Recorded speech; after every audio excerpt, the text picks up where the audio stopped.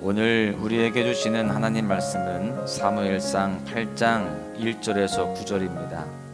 사무엘이 늙음에 그의 아들들을 이스라엘 사사로 삼으니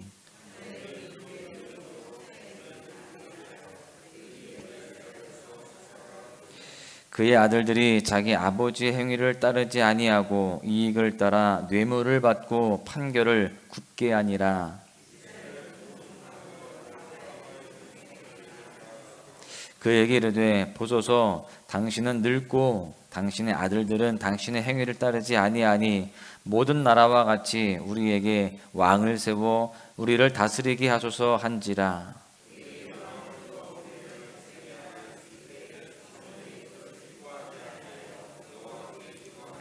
여호와께서 사무엘에게 이르시되 백성이 내게 한 말을 다 들으라. 이는 그들이 너를 버림이 아니요 나를 버려 자기들의 왕이 되지 못하게 함이니라.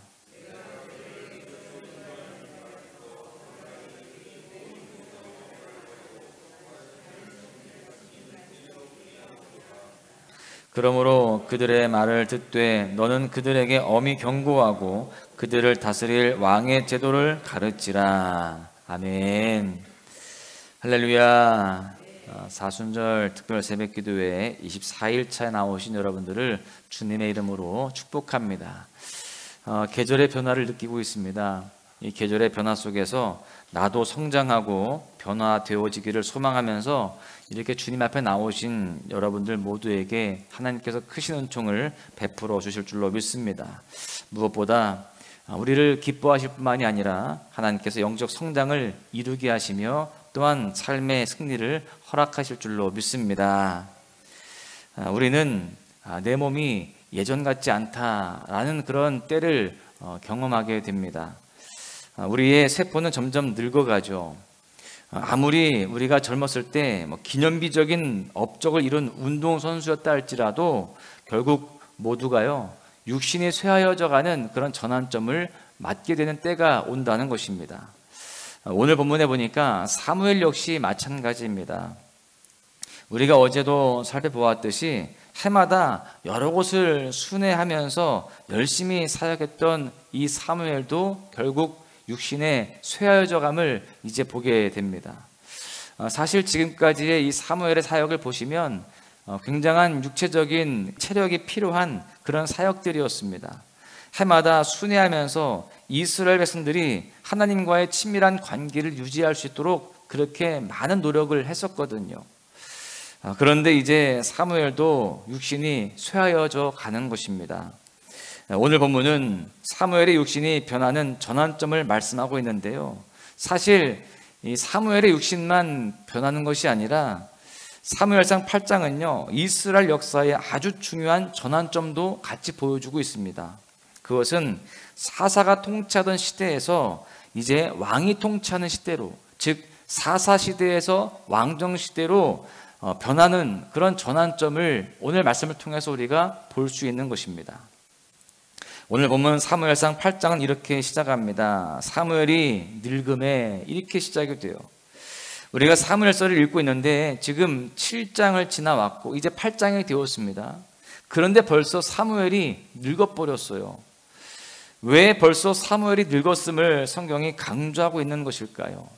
우리가 그냥 얼핏 읽다가 보면은요 사무엘이 이제 벌써 죽을 때가 다 됐구나 이렇게 생각할 수 있습니다. 그런데요 이 사무엘상을 쭉 읽어가다 보면은 9장쯤에 또는 10장쯤에 사무엘이 죽는 게 아닙니다. 보통 늙음에 이런 표현이 나오면 그 장에서 또는 그 다음 장에서 죽거든요, 그 인물이. 그런데 이 사무엘상을 보다 보면은요 사무엘상은 무려 25장까지 살아 있습니다. 즉 여기에는 성경이 전하고자 하는 메시지가 담겨 있다는 거예요. 여러분, 사무엘이 늙었다, 이것은 곧 죽는다, 이게 아니고요 앞으로 벌어질 사건의 중요한 복선이 됨을 암시하고 있습니다. 여러분, 과연 사무엘이 늙음으로 무엇이 달라졌을까요? 앞서 사무엘상 7장 15절부터 17절까지를 보시면 사무엘이 에벤에셀을 세우는 것에서 그치지 않고 해마다 베델과 길갈과 미스바를 순회하면서 최선을 다해서 사역을 했던 것을 볼 수가 있습니다. 이렇게 사무엘이 부지런히 성실하게 잘 섬겼을 때에는 그 이스라엘 백성들에게 문제가 없었단 말이죠.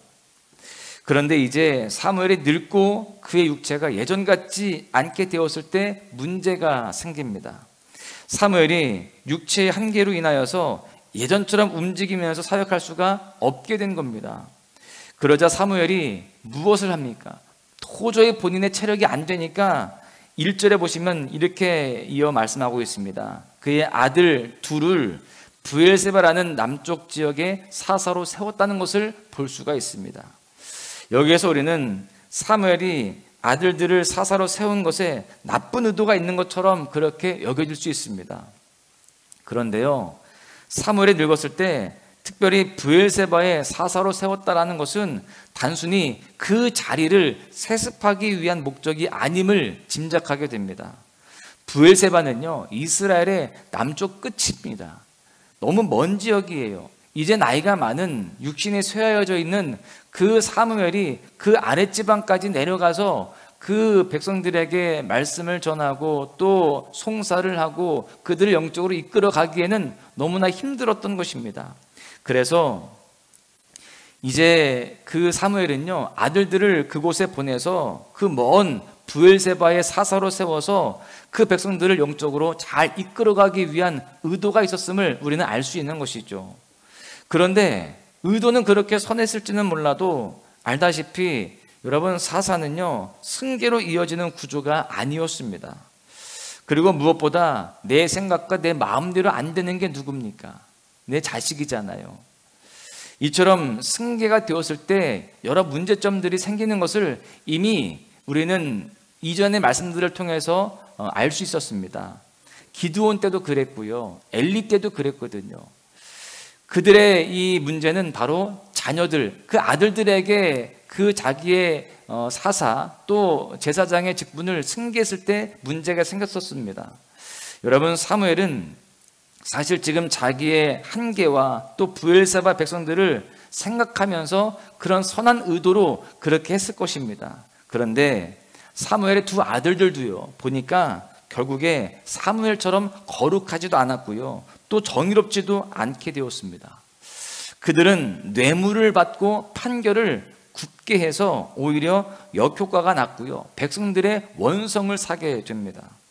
이것을 통해서 우리는 우리의 육신에 한계가 있을 때에, 또 인생의 한계에 부딪혔을 때 내 판단과 또 내 어떤 감정대로 그렇게 행하는 것이 아니라 무엇보다 먼저 하나님께 구해야 함을 우리는 배울 수가 있는 것입니다. 지금 이 사무엘이 하나님께 구하여서, 하나님께 기도하여서 그렇게 했다라는 구절은 없습니다. 자신의 판단대로 한 것이었어요. 여러분, 아무리 자기의 그 의도가 선하다 할지라도, 또 좋은 의도라 할지라도 하나님께 구하지 않고 하나님의 뜻대로 세우지 않는 것에는 역효과가 있을 수 있음을 우리는 잘 알아야 할 줄로 믿습니다.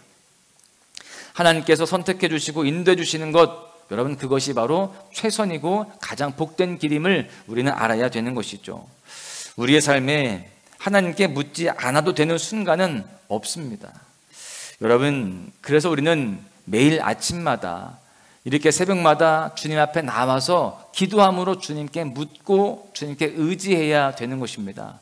그렇게 주님과 함께 할 때에 우리의 삶은 가장 복된 삶이 되어지고 승리의 삶이 될 줄로 믿습니다. 그렇게 사무엘의 아들들이 기대에 부응을 못했어요. 그렇게 되어지니까 이스라엘의 모든 장로가 사무엘을 찾아오게 됩니다. 당신은 늙었고 당신의 자녀들은 우리를 다스릴 만한 인물들이 안 되니 모든 나라와 같이, 다른 나라들과 같이 우리에게도 왕을 세워주십시오. 여러분, 이렇게 요청하는 이야기를 들은 사무엘의 반응이 6절에 이렇게 되어 있습니다. 기뻐하지 아니하여 여호와께 기도했다. 여러분, 지금 이 이야기를 듣고 있는 우리가요, 이 사무엘의 감정을 한번 이입해 봤으면 좋겠습니다.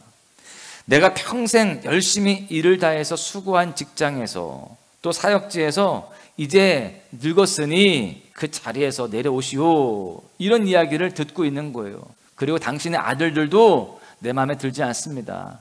우리한테 당신의 아들들은 만족을 주지 못합니다. 그러니 당신도 당신의 아들들도 다 내려오십시오. 우리는 다른 왕을 세우기를 원합니다. 이렇게 지금 이야기하는 그 백성들의 이야기를 들으면서 좋을 리가 없죠. 여기에는 기뻐하지 아니하여 라고 되어 있지만 굉장히 화가 나고 마음이 속상했을 것입니다. 여러분, 지금 아까 얘기했던 것처럼 비록 지금 사무엘이 늙었지만 아직 죽으려면 좀 많이 남아 있습니다. 그리고 사무엘이 그 먼 곳에 있는 브엘세바까지 잘 다스리고자 그렇게 선한 의도로 했다라고 한다면 사무엘의 입장에서는 더욱더 억울하고 기분이 나빴을 것입니다. 자기가 늙긴 늙었지만 아직 할 만한 그런 상황이고 또 멀리 있는 브엘세바까지 잘 다스려보고자 하는 그런 선한 마음으로 했는데 백성들이 그렇게 원성을 높이고 있는 그런 상황이 얼마나 마음이 아프겠습니까? 더더군다나 지금 사무엘이 나이가 많아 늙은 상태입니다. 그러니 지금 장로들은 본인보다 나이가 어린 사람들이었을 것이고 자기가 키운 사람들이었을 것입니다. 나보다 나이도 어린 장로, 나의 제자와 같은 그런 장로들이 또는 직장에서 보았을 때 그런 나의 부하 직원들이나 임직원들이 당신은 이제 늙었으니 또 판단력도 흐려졌으니 이제 다른 후임자를 뽑아야 되겠습니다. 당신 내려오시오 라고 했을 때 기분이 나쁠 수밖에 없는 것입니다. 사무엘은 지금 참 외롭고 또 속상한 상황이었을 거예요. 여러분, 그런데요, 여기에서 참 위로가 되는 것은 사람들은 수고한 나를 또 선한 의도를 가지고 있는 나를 비난하고 버려도 우리 하나님 아버지는요 나를 위로하시는 분이시다라는 것입니다. 성경은 하나님께서 사무엘의 아들들의 잘못에 대해서 사무엘을 책망했다는 기록이 없습니다. 사무엘의 그 속상한 마음을 하나님이 위로해 주십니다. 그렇게 그 속상한 마음을 가지고 기도했을 때 하나님은요 그 마음을 알아주시고 사무엘아 속상해하지 말아라. 그것은 너를 버린 게 아니라 나를 버린 거다. 여러분, 그렇게 그 사무엘의 마음을 알아주시고 위로해 주시는 하나님을 여기에서 발견하게 됩니다. 여러분, 우리도 그럴 때가 있죠. 세상에서 또 가정에서 또 교회에서 열심히 일을 합니다. 선한 의도를 가지고 충성을 다해요. 그런데 그러는 가운데도요 때때로 외로운 감정과 속상한 감정이 들 때가 있는 것입니다. 그럴 때 인간적인 감정에 사로잡히게 되면요 분노가 나죠.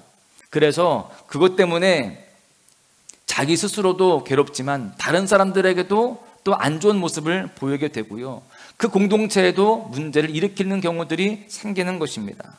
그런데 우리는 사무엘의 모습을 본받아야 됩니다. 사무엘은 자신이 평생을 바쳐 이끈 그 이스라엘 백성들이 자신을 버리는 것과 같은 그런 모습을 보일 때에 인간적인 감정으로 해결하지 않았습니다. 6절의 말씀처럼 여호와 하나님께 기도하며 풀었다는 것을 알 수 있어요. 하나님, 저 너무 속상합니다. 저 정말 저들에게 최선을 다했고 또 선한 뜻을 가지고 이렇게 했는데 다 내 잘못이라고 합니다. 이제 늙었으니 내려오라고 하네요. 그렇게 있는 마음 그대로 주님 앞에 다 토로하고 주님께 아뢰었습니다. 그랬을 때 하나님이 그 사무엘을 따뜻하게 품어주시는 거예요. 야, 너를 버린 게 아니야. 나를 버린 거야. 너 그렇게 속상해하지 마. 이렇게 위로하시면서 또한 본질도 깨닫게 하시는 겁니다. 그 이스라엘 백성들의 마음이 너를 향한 게 아니라 나를 향한 것이다. 본질을 깨닫게 하시는 것이죠.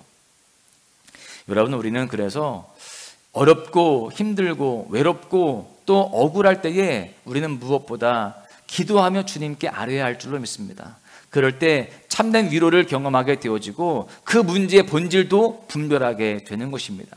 그래서 우리는 그 어려움 가운데에 지혜롭게 행동할 수 있고 또 그 공동체를 생각할 수 있는 그런 분별력 가운데에 승리하게 되는 줄로 믿습니다. 결론의 말씀을 드립니다. 여러분, 혹시 지금 위로가 필요하십니까? 속상한 마음을 어떻게 해야 할지 잘 모르시겠습니까? 사실 내 마음을 격동하게 하고 또 괴롭게 하는 사람은 사실 멀리 있지 않습니다. 어찌 보면 가까이에 있어요. 그러나 그럴 때에 나를 격동하게 하는 그 사람과 그 일을 더 집중하기보다는 하나님을 더 가까이 하시고 하나님께 더 집중하시기를 바랍니다. 사무엘처럼 그 마음 그대로 하나님께 가지고 나아가십시오. 우리의 삶에 그 어떤 순간도 하나님께 묻지 않아도 되는 순간은 없는 것입니다. 내가 주변 사람들로 인하여서 인간적인 감정에 사로잡힐 때에 분노로 풀거나 자기 연민에 빠지지 말고요, 하나님께 나와서 이렇게 기도하며 주님을 의지해야 할 줄로 믿습니다. 사람들은 아무도 내 마음 몰라줘도요, 주님은 다 알아주시고 또 품어주십니다.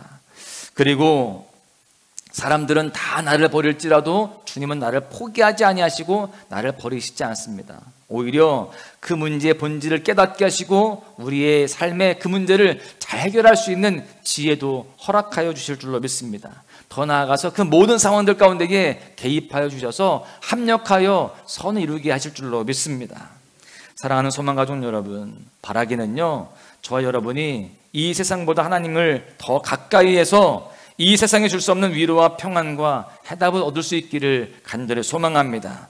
특별히 금번 사순절을 통해서 우리의 감정을 잘 관리하며 예수 그리스도의 위로와 소망을 경험할 수 있기를 바랍니다. 그렇게 예수님을 더 가까이 함으로 인생의 해답을 얻고 예수님의 인도하심을 잘 누리시기를 주님의 이름으로 간절히 축원합니다. 어제와 다른 괴로움과 슬픔,